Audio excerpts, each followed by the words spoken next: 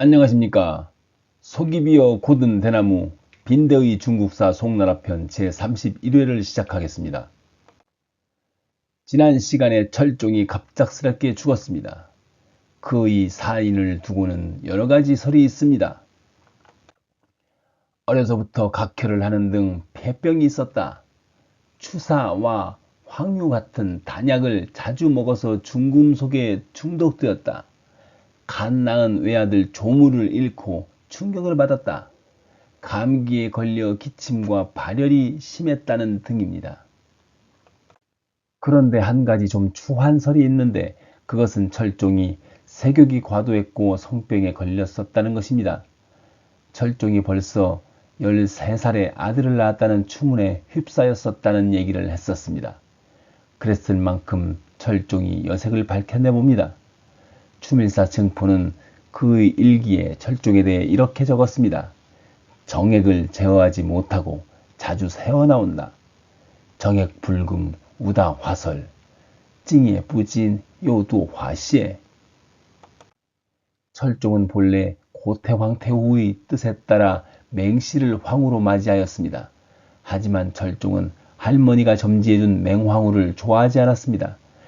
대신 철종은 절세미인으로 야망이 크고 성품이 악독한 궁녀 유첩여에게 마음을 빼앗겼습니다. 1096년 어느 날 맹황후가 낳은 복경공주가 중병에 걸렸습니다. 백약이 무효여서 맹황후는 애가 탔습니다. 그러자 맹씨의 언니가 도교의 부적을 태운 물인 부수를 들고 몰래 궁에 들어와 치료를 시행했습니다. 이런 술법은 궁에서 엄금하는 일이었기에 맹황후는 놀라서 부적물을 숨기고 철종에게 자초지종을 알리고 용서를 구했습니다. 철종은 공주가 낳기만 하면 그럴 수도 있다며 묵인했습니다. 하지만 공주는 결국 죽고 말았습니다.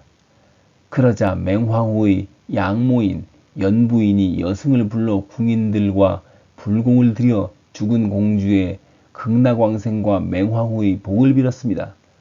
그런데 이것이 문제가 되었습니다.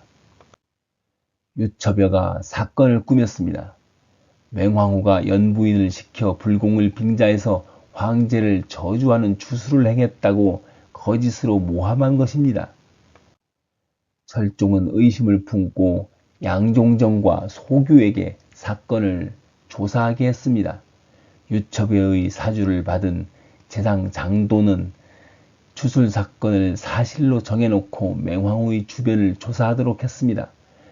황후의 시녀와 환관 수십 명을 체포하여 혹독한 고문을 가했습니다. 팔다리가 부러지고 혀가 잘리는 자도 있었습니다. 대부분의 궁인들이 맹씨를 모함하길 거부했지만 결국 거짓 자백이 조작되어 맹씨는 황제를 저주한 죄로 폐위되고 말았습니다. 그런데 훗날의 일이지만 맹황후는 폐위된 일이 전화위복이 됩니다. 그 이야기는 나중에 다시 하겠지만 금나라의 개봉이 점령당해 두 황제와 황실의 사람들이 모두 북방으로 끌려가는 정강지변을 당할 때 맹황후는 쫓겨난 상태여서 끌려가는 것을 피할 수 있었던 것입니다. 여하튼 맹황후가 폐위되고 유첩여는 완의로 승격되었다가 1년 후에 의령공주를 낳아 현비로 높아졌습니다. 그리고 다시 2년 뒤 1099년에 드디어 아들 조무를 낳아 황후가 되었습니다. 그런데 이 외아들 조무가 태어난 지 2달도 채 되지 않아 죽어버린 것입니다. 게다가 2년 전에 낳았던 의령공주도 잇따라 죽었습니다. 허약했던 철종은 이런 슬픔과 충격을 이기지 못해 갑작스레 죽고 만 것입니다. 철종이 후사를 남기지 못하고 죽었으므로 철종의 형제들, 즉 신종의 아들들 중에서 한 명을 황제로 추대해야 했습니다. 재상 장돈이 상태후에게 아뢰었습니다. 이 향자는 성씨를 말할 때는 상으로 읽습니다. 황실의 종법과 나라의 법률에 따라 돌아가신 선황제의 동복 동생인 간왕 조사로 하여금 대통을 잇게 해야 합니다. 간왕 조사는 신종의 13번째 아들로서 철종과 같이 주태비의 소생이었습니다. 하지만 상태우는 선황제 신종의 아들들은 모두 똑같은 조건이니 연장자를 추대해야 한다며 장돈과 생각을 달리했습니다. 다만 신종의 9번째 아들로서 그때 가장 연장자였던 신왕 조필은 눈병이 심하니 제외하고 그 다음 나이순에 따라 11번째 아들 단왕 조기를 황제로 세워야 한다는 것이었습니다. 장돈이 단왕 조기는 군왕의 자질이 아니라며 반대했습니다. 그는 직설적으로 이렇게 말했습니다. 단왕 경조 불가군 천하 뚜왕왕 칭티아오 부커준텐시아 단왕은 경박하여 천하의 임금이 될 수 없습니다. 그러나 상태우는 2대에 걸쳐 주태비의 아들이 황제가 된다면 주태비의 권력이 세질 것을 우려해서 조기를 계속 고집하였습니다. 당시 조기의 생모 진미인은 이미 고인이 되었기 때문에 안심이었던 것이죠. 결국 상태우는 증포, 채변, 허장 등 집권 인물들의 지지를 받아서 조기를 황제로 세웠습니다. 그런데 조기는 황제가 되기를 사양했습니다. 그는 장돈의 말과 같이 임금 노릇할 자질이 아님을 스스로 알고 있었고 그림을 그리고 시를 짓는 예술적 삶을 살고 싶었던 것입니다. 조기는 사실 글씨와 그림에 천부적인 재능이 있었고 화려한 꽃과 기이한 돌 그리고 예술 작품들을 감상하는 일을 무척 즐겼습니다. 그가 태어나기 전에 그의 아버지인 신종이 남당 후주 이욱의 초상화를 살펴보러 비서성에 갔는데 인물의 기품이 단정하고 우아하여 여러 번 감탄했다고 합니다. 이후 휘종이 태어났고 태어날 때 신종의 꿈에 이욱이 찾아와 축하 인사를 하였기에 조기의 문체와 풍류가 이욱을 능가했다는 전설이 생겼습니다. 그러나 조길이 사양한다고 될 일이 아니었습니다. 할머니 상태우가 밀어붙이고 문무백관이 추대를 하니 어쩔 수 없이 황제에 올랐습니다. 그가 후에 이민족의 침입으로 비참한 운명을 맞이하는 휘종입니다. 휘종은 즉위할 때 이미 18세의 어린 나이가 아니었음에도 상태우에게 군국대사를 함께 처리해달라고 청했습니다. 즉 휘종은 국정을 어떻게 운영할지를 몰라 섭정을 맡긴 것입니다. 상태우는 황제가 이미 성인이라며 사양했지만 휘종이 눈물로 절하며 간청하자 마침내 이를 받아들였습니다. 상태우는 남편 신종과 왕안석이 개혁을 할 때부터 변법을 반대하고 구법당을 지지하는 인물이었습니다. 송은 어찌된 일인지 황제들은 신법을 내세우고 개혁을 추진한 반면 황후들과 태후들은 구법당을 지지했습니다. 그래서 황제가 친정을 하면 신법당이 집권하고 태후가 섭정을 하면 구법당이 집권한 일이 반복되었습니다. 이번에도 상태후가 섭정을 하자마자 보수파였던 한기의 장남 한충원을 불러들여 우상으로 임명하였습니다. 좌상, 장돈, 채변, 채경 등은 잇따라 공격을 받았습니다. 채변이 먼저 지방관으로 좌천되었습니다. 그리고 채경도 곧 항주로 쫓겨났습니다. 동시에 과거에 추방되었던 보수파 관료들의 관직이 회복되어 연이어 다시 조정에 등용되었습니다. 이때 해남에 유배되어 있던 소식도 풀려나 상경하는 도중에 1101년에 강소의 상주에서 병으로 객사하고 말았습니다. 이쯤에서 소식, 즉 소동파에 대해서 이야기를 좀 하겠습니다. 소식은 아버지 소순, 동생 소철과 함께 삼소로 불리며 이 삼소가 모두 당송 8대가에 들어갈 만큼 문장에 뛰어났습니다. 하지만 관우는 좋지 못해 정치적 활동을 언급할 것이 별로 없었습니다. 지금까지 송나라 이야기를 하면서 되도록 시간의 흐름에 따라 이야기를 펼쳐왔습니다. 그런데 소식은 유배 생활이 길어서 그의 이야기를 끼워 넣을 기회를 잘 찾지 못했습니다. 그래서 별도로 이야기를 좀 드리고자 합니다. 소식은 1037년 인종의 경우연간에 촉당, 즉 사천지방에서 태어났습니다. 20년을 사천에서 살다가 1056년에야 과거시험을 보러 수도로 갔는데 소식은 과거시험을 보자마자 유명해졌습니다.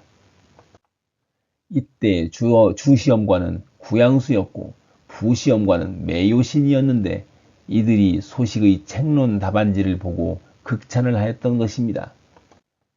구양수는 문장의 일대 종사로 추앙받는 사람이었고 매요신은 시에 있어서 따라올 자가 없다는 인물이었는데 이들이 소식의 답안을 극찬하니 소식이 유명해지는 것은 당연한 일이었습니다.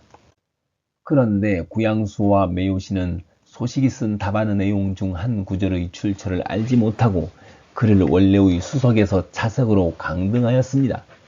방이 발표된 후 소동파가 인사를 드리자 매요신이 해당 구절의 출처를 물었습니다. 이에 소동파는 삼국지 공융전의 주석이라 대답했습니다. 구양수와 매요신은 삼국지를 찾아보았으나 해당 구절을 찾지 못했습니다. 이들이 다시 물으니 소동파는 공융의 생각을 자신이 추론해 본 것이라고 말했습니다. 이에 구양수는 그의 호방함에 감탄하며 소식을 이렇게 평가하였습니다. 이 사람은 책을 잘 읽을 뿐 아니라 활용도 능하다. 훗날 그 문장은 반드시 세상에서 독보적인 위치를 차지할 것이다. 이렇게 소식이 수도에서 명성을 날리게 되었는데 어머니가 병으로 돌아가셨다는 비보가 전해졌습니다. 소식은 아버지 소순, 동생 소철과 함께 급히 고향으로 돌아가 상을 치렀습니다. 3년상을 마치고 1059년에 소순, 소식, 소철은 다시 수도로 돌아와 관직을 부여받았습니다. 소식은 1061년에 다시 한번 과거시험에 응시하였습니다. 이번에는 제과 시험이었는데 제과란 황제가 주관하는 특별 과거였습니다. 이 시험에서 소식은 3등을 차지하였습니다. 제과는 응시 결과를 5등급으로 분류하였는데 1등과 2등은 허수의 등급이었기에 3등이 사실상 최고 등급이었습니다. 게다가 합격자들은 거의 모두 4등에 속하고 낙방자는 5등이었습니다. 3등은 소식 이전에는 오육이라는 사람 한 명밖에 없었고 소식 이후에도 범백록과 공문 중 2명밖에 나오지 않았습니다. 이로써 소식의 명성은 더욱 높아졌습니다. 이 제과시험에서 소철도 4등으로 합격하였습니다. 그는 답안지에 인종을 게으르고 색을 탐하고 재물을 낭비하고 집정 능력이 없다고 신랄하게 비판했지만 인자한 인종이 너그러이 문제 삼지 않았음을 지난 24회에서 말씀드린 적이 있었습니다. 인종은 오히려 나는 오늘 나의 자손들을 위해 태평의 재상 2명을 얻었다고 기뻐하였습니다. 오금, 우, 위, 오 자손, 득 태평, 재상 양인, 우진, 요웨이, 우즈, 순, 더 타이핑 자이샹 량런. 이후 소식은 판관과 국사를 편찬하는 직사관의 관직 생활을 했습니다.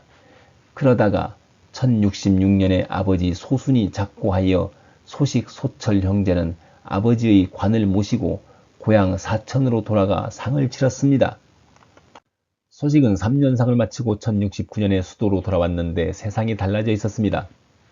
신종 황제가 왕한석을 기용해서 hin형 변법을 추진하여 전국을 뒤흔들고 있었던 것입니다. 소식은 신법의 폐단이 만만치 않음을 보고 구양수 등과 함께 신법에 반대하였습니다. 이에 소식은 1071년에 신법의 폐단을 고하는 상소를 신종에게 올렸습니다. 왕한석은 이런 소식에게 크게 분노하였고 어사대에게 소식의 잘못을 파헤쳐보라고 했습니다. 어사대는 소식이 향시에서 낸 시험 문제가 조정 대신들을 비방하는 내용이라고 하여 소식을 탄핵했습니다. 소식이 낸 문제는 이것이었습니다. 진의 무제는 오를 평정할 때 독단으로 하여 성공했고 부견은 진을 정벌할 때 독단으로 하여 실패했다. 제환공은 관중을 전적으로 신임하여 패권을 이루었고 연쾌는 자지를 전적으로 신임하여 나라를 망쳤다. 일하는 방식은 같았지만 결과는 서로 달랐다. 왜 그런 것인가? 이에 소식은 자청에서 수도를 떠나 항주의 통판으로 부임하였습니다.